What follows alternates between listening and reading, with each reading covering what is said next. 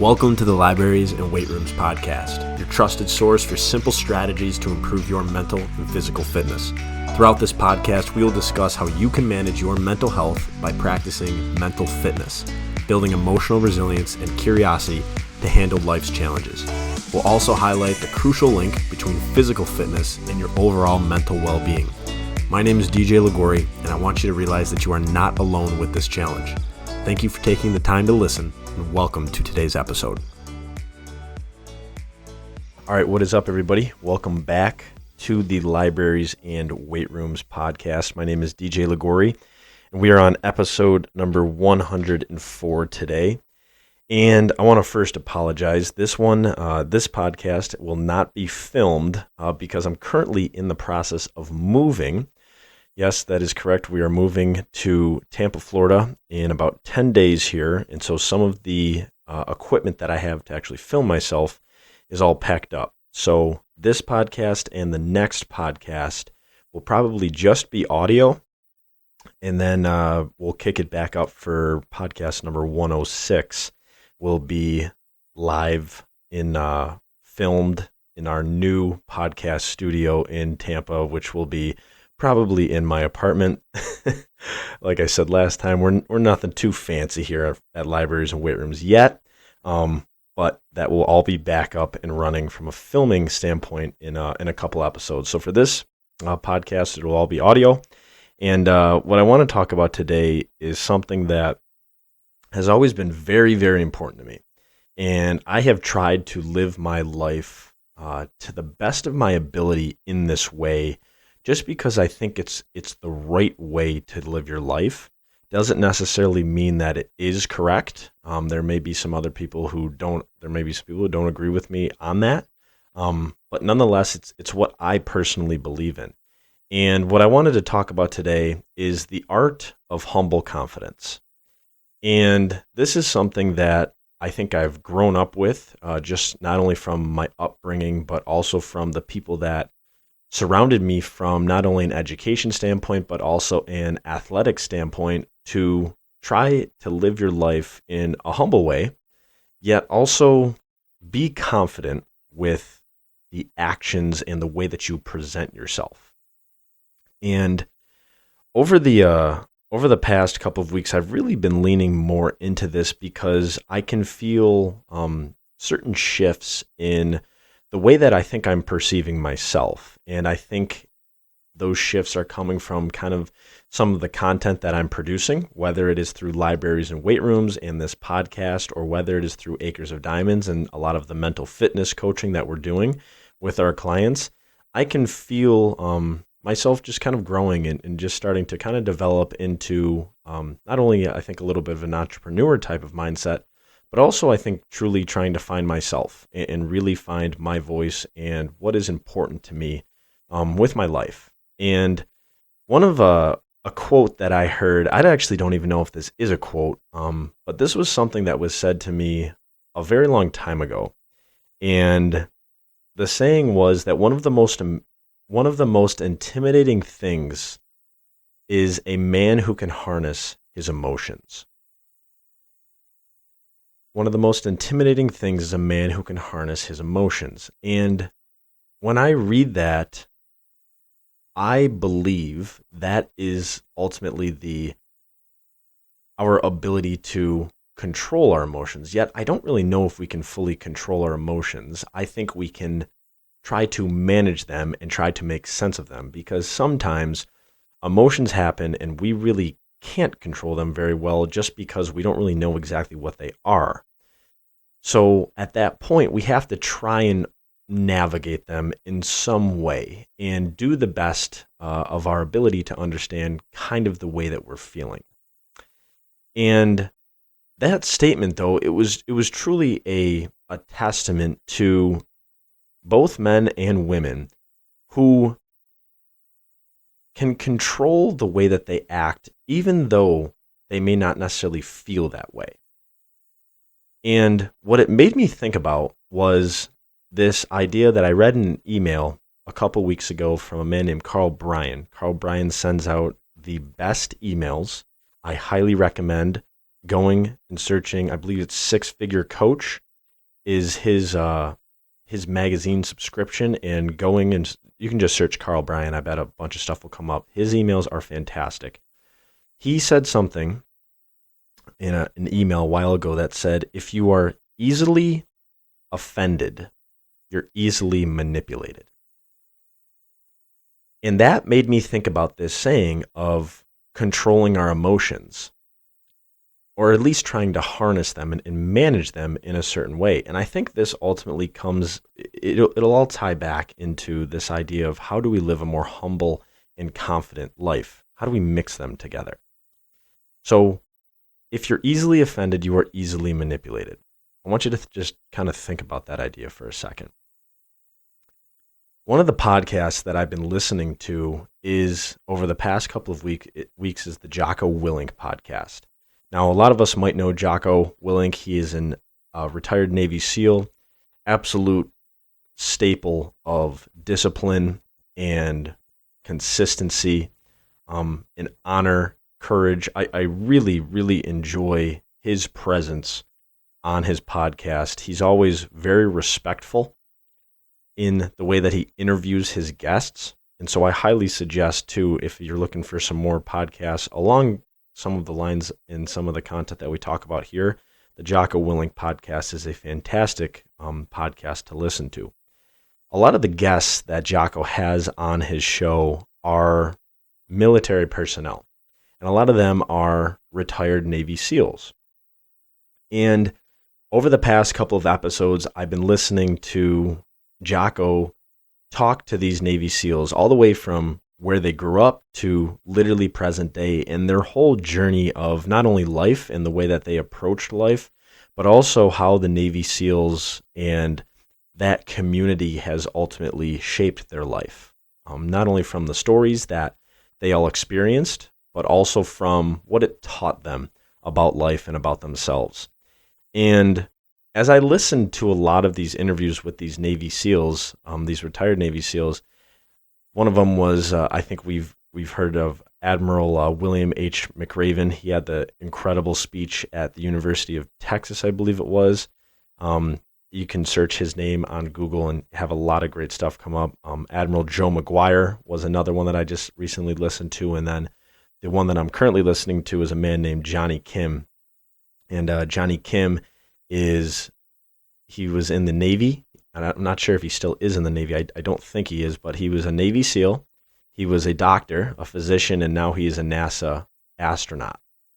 And personally, those are the types of people that I look up to, because those are the types of people who are adopting a learner's mindset. I feel like they're constantly learning. And even though they probably know so many things about leadership, about discipline, about toughness, yet they never come off as being the superior master. And this is where I really want to kind of tie this into this art of being humble and confident, of living a life of humble confidence.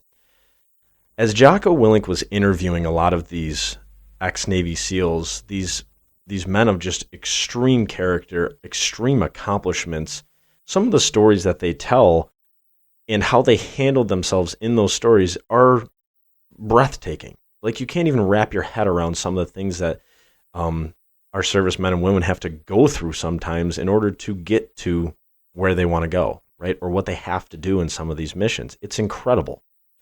And I noticed in all three of these interviews, and I've only really watched three of these podcasts or listened to them because each one is like 3 to 4 hours long. I noticed that each one of these men possessed humble confidence. You could feel it. You could see it just from the way that they presented themselves. Jocko would ask them about an experience, and they would explain the experience, and then they would make note of all the people who were involved with making sure that mission was completed or making sure that objective came through. Each individual was always making sure that where the credit was due, it was given. And when they would bring up other personnel, when they would talk about different commanders, different lieutenants and officers, they would always talk about the character and the toughness and the good nature of these other individuals that they worked with. They were always complimenting other people. And while simultaneously, you could tell that they were speaking with confidence. You could tell that they would talk about a mission with curiosity, yet with surgical precision and discipline as well. Admiral McRaven talked a lot about leadership, and he talked about how certain people would come to him with a task. And Admiral McRaven, instead of giving out advice or giving out recommendations, would ask questions. And he would allow those individuals to be empowered to actually solve the task at hand instead of hearing the answer from Admiral McRaven. And Jocko Willink, I remember I watched an interview with him. He talked a lot about this too, how instead of us giving advice or instead of us giving out statements, what if we just became more curious and asked better questions and allowed others to actually come to these answers? And so, as I thought through this podcast and kind of this idea of humble confidence, I think there were two things that really came through. And a lot of it was from those interviews with Jocko and with those other men, because I got to see what humble confidence really looked like. And one of the things that I realized was that these men, they talked about curiosity in a very interesting way of almost, they were basically trying to explain how we don't need to get offended. We can all have our stances on certain things, and we can all believe certain routes to go or certain ideas. Yet it's okay to still listen to other people. And it's okay to still see, maybe I do want to change what I believe in. Maybe I do want to make a mid-course correction to this idea. So this saying, if we're easily offended, we are easily manipulated. In a lot of these podcasts with these men, they were talking about how we can't be manipulated as SEALs. We just can't, because that could result in death, right? Whether it's interrogations, whether it's speaking to in different languages or to, people over in the Middle East and all these other places, right? They couldn't be manipulated. So they, in return, if we're going to reverse engineer that saying, they couldn't be offended. They always had to stay curious. And as I was working deeper through this, I said, there's something so valuable to asking questions and to not necessarily giving statements to people and giving out advice. I heard this statement once that said, intelligent people come up with great statements, but geniuses come up with great questions. And throughout these interviews with these men, I saw their curiosity. I saw their area of genius come into play, because they weren't just giving orders. They were taking in information, and then they were allowing the people who were closest to those tasks and those challenges to make the best decision that they thought was the best decision given that scenario. And that's ultimately probably why they all had very successful long military careers within the Navy, right? Because they weren't those people who were acting as superiors. They were those people who were acting as peers. And that's how humbly confident people operate. Humbly confident people are not the gardener in the war. They are the warrior in the garden. They are the people who, if needed, can turn it up, can go from 0 to 100 whenever you need it. And those are the people that you're going to want on your team when you need them to go from 0 to 100. While at the same time, those people are also the ones who are always giving out credit to other people. Those are the people who are always extremely grateful for the opportunities that are given to them. Those are the people who show love, who show compassion, who show empathy, while balancing that intensity of the confident side of their lives. And I want to read something real quick that I came to when I was preparing for this podcast. What I'm about to read you is a section out of a book called Coaching Questions, a coach's guide to powerful asking skills. Questions also redefine relationships between people. When I am advising, mentoring, or consulting, I'm the expert. My role makes me your superior. But when I'm asking you for your ideas, I'm a peer. Questions honor you as a person and communicate your value as an equal.